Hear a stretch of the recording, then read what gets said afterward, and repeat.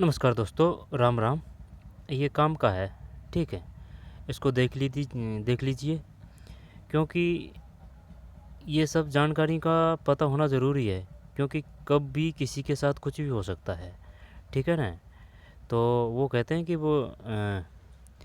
प्यास लगने पर कुआं खोदना गलत है, ठीक है। पहले से ही जानकारी ले लेना सही है सभी के लिए। देखते हैं क्या है। साइबर क्राइम बढ़ जाएगी रिकवरी की संभावना। साइबर फ्रॉड होने पर तुरंत उठाए ये कदम। क्या क्या करना है। पत्रिका की कटिंग है। यह बताया गया है कि आपको स्टेप बाय स्टेप क्या करना चाहिए, ठीक है भाई। अगर आपके साथ साइबर फ्रॉड हुआ है, जैसे किसी ने आपके खाते से पैसे निकाल लिए, ओटीपी धोखे से लेकर ठगी कर ली, फर्जी वेबसाइट से खरीदारी करा ली, ये काफ़ी ख़तरनाक होता है भाई। जैसे कि आप उसकी वेबसाइट पे गए, अब आपने पासवर्ड लिख दिए आपके, ठीक है ना। पासवर्ड लिख दिए तो वो क्या है कि वो सेव हो जाते हैं वहाँ। आई बात समझ में। तो कभी भी किसी भी फर्जी साइट पे ना जाएं। कराली कराली या यूपीआई नेट बैंकिंग से धोखा दिया तो घबराए नहीं। भारत सरकार साइबर एजेंसियों ने ऐसे मामले में तुरंत कार्रवाई और समाधान के लिए कई उपाय दिए हैं। साइबर क्राइम हेल्पलाइन पर शिकायत करें, ठीक है। साइबर क्राइम हेल्पलाइन पर सबसे पहले भारत सरकार का आधिकारिक हेल्पलाइन नंबर 1930, इसको ध्यान रखना है, ठीक है ना। 1930 पर कॉल करें। यह सुविधा 24 काम करती है। यहाँ कॉल करके अपनी शिकायत तुरंत दर्ज कराएं, ठीक है ना। 1930 पर ऑनलाइन साइबर क्राइम पोर्टल पर शिकायत करें, ठीक है। ये वेबसाइट है, ऑफिशियली है ये, www.cybercrime.gov.in।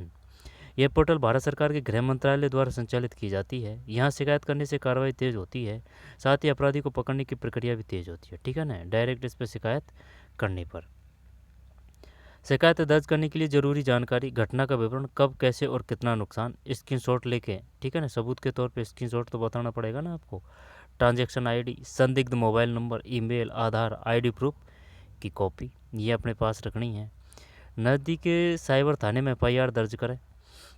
अपने शहर या जिले के साइबर क्राइम थाने या सामान्य पुलिस स्टेशन में जाकर एफआईआर या एनसी मतलब नॉन कॉग्निजेबल रिपोर्ट, एनसी का मतलब क्या है, नॉन कॉग्निजेबल रिपोर्ट दर्ज कराएं। आपको एफआईआर दर्ज करने से पहले पुलिस इनकार कर सकती है, ठीक है। पुलिस इनकार कर सकती है, यह आपका कानूनी अधिकार है, ठीक है। पत्रिका जो कटिंग है होती है, तो वो विश्वासदार है, ठीक है ना। उनका हर एक अक्षर विश्वास योग्य होता है। तुरंत बैंक को सूचित करें। जैसे ही आपको धोखाधड़ी का पता चले, अपने बैंक का पेमेंट ऐप जैसे कि फ़ोनपे है, जीपे है, पेटीएम है को तुरंत सूचित करें। बैंक का कस्टमर केयर नंबर कॉल करें या ऐप के जरिए RAISE डिपॉजिट विकल्प चुनें। कौन सा विकल्प चुनना है? RAISE डिपॉजिट विकल्प चुनें। कार्ड, यूपीआई या खाते को तुरंत ब्लॉक करवा दें, ठीक है। ये सब करना है। डिजिटल साक्ष्य सुरक्षित रखें। प्रोटोकॉल की रिकॉर्डिंग, ठीक है ना। व्हाट्सएप चैट, फर्जी वेबसाइट या लिंक का यूआरएल, बैंक स्टेटमेंट, एसएमएस या ईमेल का स्क्रीनशॉट, इन सबूतों से पुलिस जांच और रिफंड की प्रक्रिया आसान होगी। इन सभी साक्ष्यों को जुटाकर आगे की कार्रवाई शुरू करें, ठीक है ना। फर्जी कॉल भी आते हैं, क्या करना है? फ्रॉड कॉल की रिकॉर्डिंग करनी है। व्हाट्सएप चैट, ठीक है। और वो कभी कभी जो फ़ोन कॉन्टैक्ट है ना, उसमें वो बता भी देता है कि भाई ये वो फ्रॉड कॉल है, ठीक है ना। इस प्रकार से ऐप जो फ़ोन की जो कॉल सेटिंग होती है उसमें वो बता भी देते हैं। ट्रू कॉलर की बात नहीं कर रहा हूँ, ट्रू कॉलर तो गलत है, ठीक है। ट्रू कॉलर गलत है, ट्रू कॉलर फर्जी है, ठीक है ना, अपना नहीं है ट्रू कॉलर। वो जो फ़ोन में ही जो नंबर्स देखते हैं ना डायल में, तब बता देते हैं वो कि भाई ये वहाँ से है फ़ोन, या फिर वहाँ का नंबर है, या फिर ये साइबर फ्रॉड है, ऐसे लिखा जाता है। फ्रॉड कॉल की रिकॉर्डिंग, व्हाट्सएप चैट, फर्जी वेबसाइट या लिंक का यूआरएल, बैंक स्टेटमेंट, एसएमएस या ईमेल, इसकी शॉर्ट, इन सबूतों ने पुलिस जांच और रिफंड की प्रक्रिया आसान होगी। इन सभी साक्ष्यों को जुटाकर आगे की कार्रवाई शुरू करें। और क्या करना है? बैंकिंग लोकपाल या उपभोक्ता फोरम में शिकायत, यदि बैंक सहयोग न करें, ठीक है ना। बैंक लेने को ही है, सहयोग करने में आनाकानी कर सकते हैं, ठीक है ना, परेशान कर सकते हैं। यदि बैंक आपकी शिकायत पर ध्यान नहीं देता है तो आपको आरबीआई के बैंकिंग लोकपाल पोर्टल पर शिकायत कर सकते हैं। ये लोकपाल पोर्टल शिकायत है, https://cms.rbi.org/in। यहाँ पर आपका उपभोक्ता फोरम, कंज्यूमर फोरम में केस फाइल भी कर सकते हैं। इससे बैंक के खिलाफ कार्रवाई होगी। महत्वपूर्ण सलाह है, किसी से ओटीपी पासवर्ड या बैंक जानकारी शेयर न करें, ठीक है ना, किसी से ना करें। फर्जी कॉल, लिंक या एसएमएस पर कभी भी विश्वास ना करें।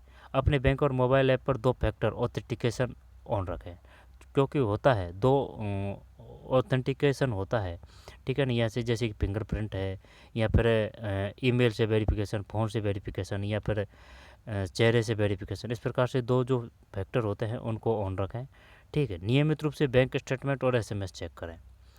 ये है सलाह। साइबर फ्रॉड एक गंभीर अपराध है। भारत में अब इसके खिलाफ तेज न्याय व्यवस्था पे शिकायत समाधान प्रणाली मौजूद है। जितनी जल्दी आप कार्रवाई करेंगे उतना ही जल्दी पैसा वापस आने की संभावना बढ़ेगी, ये है। लेकिन विशेष तौर से जो फर्जी वेबसाइट होती है उन पे जाने से बचें, ठीक है। और जो जैसे कि लिंक आए तो चाहे जे पे ही लिंक पे क्लिक ना करें, ठीक है। जो आप उनको जानते पहचानते नहीं हैं तो उन पे क्लिक ना करें। क्लिक करने से वैसे कुछ नहीं होता है, लेकिन जैसे कि ओटीपी वोटीपी वगैरह आता है ना, ये किसी को भी शेयर न करें, ठीक है। सजग रहें, सुरक्षित रहें। ये है पत्रिका की कटिंग है, ये सभी के लिए काम का है। साइबर फ्रॉड होने पर तुरंत उठाइए ये कदम, ठीक, महत्वपूर्ण सलाह है।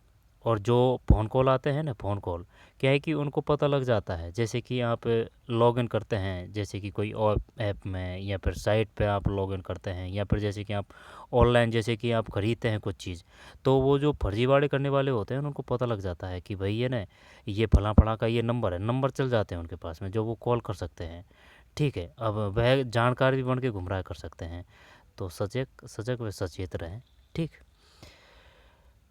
लेकिन वो ऐसे नहीं है, वो नंबर आएगा ना, फ़ोन करेंगे वो अलग ही नंबर आएगा, ठीक है ना, वो आपके जान पहचान का नंबर नहीं रहेगा, नंबर वो अलग ही रहेगा। तो चलिए, यही था, ये पत्रिका की कटिंग थी, सभी के लिए हेल्पफुल ही रहेगा ये। तो मिलते हैं कोई और वीडियो में, धन्यवाद।